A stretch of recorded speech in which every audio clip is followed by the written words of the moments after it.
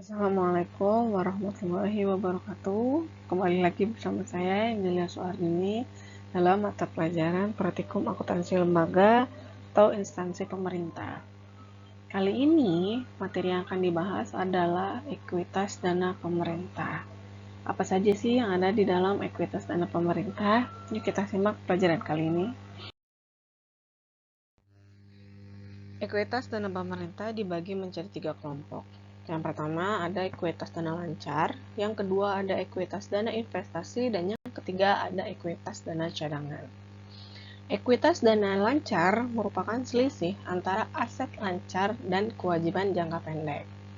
Sedangkan ekuitas dana investasi merupakan kekayaan bersih pemerintah daerah yang tertanam dalam kekayaan jangka panjang.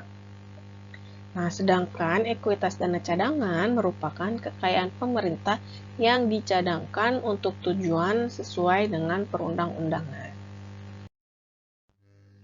Yang meliputi ekuitas dana lancar yaitu pertama ada kas di bendahara penerimaan. Yang kedua ada kas di bendahara pengeluaran. Selanjutnya ada piutang pajak daerah atau retribusi daerah. Terusnya ada bagian lancar piutang jangka panjang dan piutang lainnya. Dan yang terakhir ada persediaan.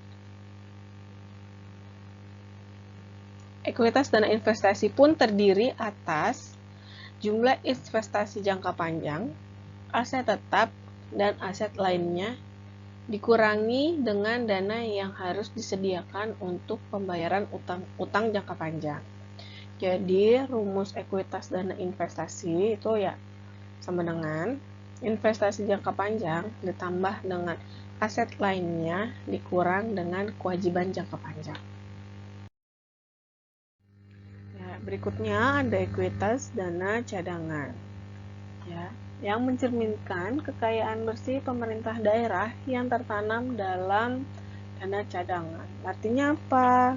Ya, berarti dana cadangan itu nominalnya akan sama dengan ekuitas dana cadangan. Ya. Oke, di sini ada rumus persamaan dasar akuntansi pemerintah. Rumusnya adalah aset sama dengan kewajiban ditambah EDL atau ekuitas dana lancar ditambah EDI ekuitas dana investasi dan EDC atau ekuitas dana cadangan. Selanjutnya ada contoh soal. Ya, di sini ada Kabupaten Subur Makmur pada tahun 2017 pertama kali mengadakan inventarisasi dengan data sebagai berikut. Kas di daerah sebesar 437.500.000. Lalu ada persediaan sebesar 175 juta. Ada aset tetap sebesar 262.500.000. Ada juga dana cadangan sebesar 87.500.000. Ada utang jangka panjang sebesar 105 juta dan utang jangka pendek sebesar 218.750. Berdasarkan data tersebut, Anda diminta membuat persamaan akuntansi pemerintah dan neraca awal berdasarkan inventarisasi yang dilakukan oleh Kabupaten Subur Makmur. Oke, tadi kan dari soal kita mempunyai beberapa data. Ya, yang pertama itu kita punya kas di daerah, ada persediaan, ya, ada aset tetap, terus ada dana cadangan, ya, utang jangka pendek, dan utang jangka panjang. Oke, tadi perintahnya adalah untuk membuat PDA. Ya, berarti persamaan akuntansinya. Nah, sebelum kita buat persamaan akuntansinya, ya kan, tadi ada rumusnya aset sama dengan kewajiban plus EDL, EDI, dan EDC. Kita sudah punya nih aset, ya, yaitu kas, persediaan, dan aset tetap, dan dana cadangan. Oke, terus kita juga sudah punya kewajiban, yaitu utang jangka pendek dan hutang jangka panjang. Lalu apa yang belum? Apa ayo?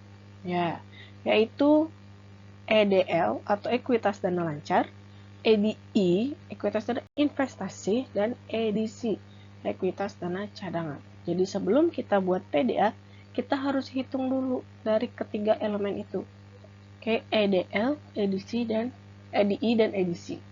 Oke, yang pertama, kita akan menghitung tentang ekuitas dana lancar.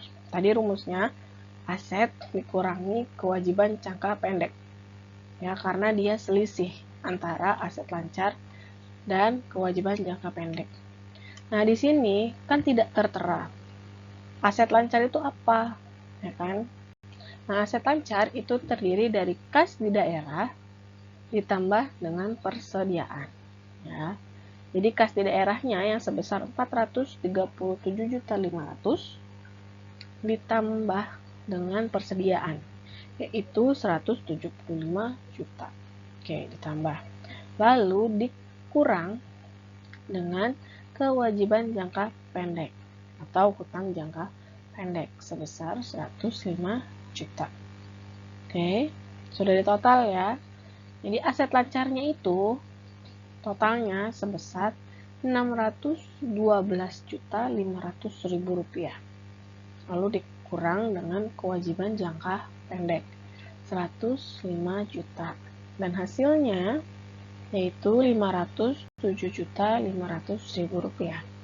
Dan ini adalah nilai ekuitas dana lancar. Oke, itu udah ketemu ya EDL-nya. Sekarang kita cari EDI, yaitu ekuitas dana investasi. Rumusnya apa tadi? Ayo. Ya kan, rumusnya itu adalah investasi jangka panjang ditambah aset lainnya dikurang kewajiban jangka panjang. Kita lihat, ada nggak investasi jangka panjangnya? Nggak ada kan di data, di soalnya nggak ada. Nah, kalau aset tetapnya atau aset lainnya ada nggak? Ada, yaitu aset tetap. Ya kan? Lalu dikurangi dengan kewajiban jangka panjang. Jadi rumusnya cuma aset tetap dikurang kewajiban jangka panjang. Nah, aset tetapnya berapa? 262.500 dikurang dengan hutang jangka panjang. Nah, totalnya berapa hutang jangka panjang? 218.750. Nah, kurang. Jadi totalnya 43.750. Oke. Nah, ketemu kan? Nah, yang terakhir adalah EDC. Oke. Kalau EDC, ekuitas dana cadangan. Kita nggak usah cari lagi karena sudah ada dana yang dicadangkan atau dana cadangannya. Berapa dana cadangannya? Yaitu 87.500. Jadi totalnya sama. 87.500. Oke. Kita sudah ketemu ya nilai EDL, EDI, dan EDC-nya. Oke, berarti sudah lengkap dong rumusnya. Ada aset, kewajiban, ekuitas dana lancar, ekuitas dana investasi, dan ekuitas dana cadangan. Oke, setelah semua elemennya sudah lengkap, sudah ada aset, sudah ada kewajiban, sudah ada EDI-nya, sudah ada EDL-nya, sudah ada EDC-nya. Nah, sekarang kita buat persamaan dasar akuntansinya. Ini adalah bentuk persamaan dasar akuntansinya. Di posisi debit ada kas di kas daerah, ada persediaan, aset tetap, dan dana cadangan. Dan di posisi kredit ada utang jangka pendek, utang jangka panjang, EDL atau ekuitas dana lancar, ada EDI, ada ekuitas dana cadangan. Ekuitas dana investasi, dan yang terakhir ada EDC atau ekuitas dana cadangan. Oke. Ini posisi PDA-nya atau persamaan dasar akuntansi pemerintahannya. Dan selanjutnya kita akan membuat neracanya. Oke. Ini adalah neraca awal singkat ya dari transaksi tersebut. Oke, coba kita lihat. Oke, di posisi sebelah kiri itu ada aset atau aktivanya ya. Ada apa aja? Ada aset lancar dan aset tetap. Nah, Aset lancar terdiri dari kas di daerah, kas daerah, terus ada persediaan. Ya, jadi nanti tinggal ditotal tuh aset lancarnya berapa. Lalu aset tetapnya itu ada aset tetap dan dana cadangan. Nah, nanti aset lancar ditambah dengan total aset lancar ditambah dengan total aset tetap dan lainnya, yaitu adalah jumlah aset, yaitu sebesar Rp962.500.000. Dan di posisi sebelah kanan itu ada kewajiban. Oke, nah, kewajibannya apa aja? Pertama ada hutang jangka panjang dan hutang jangka pendek.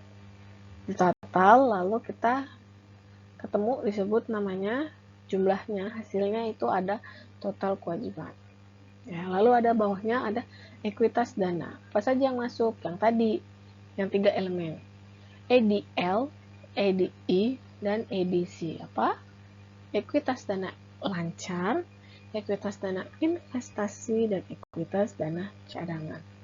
Lalu dijumlah, hasilnya adalah total ekuitas dana.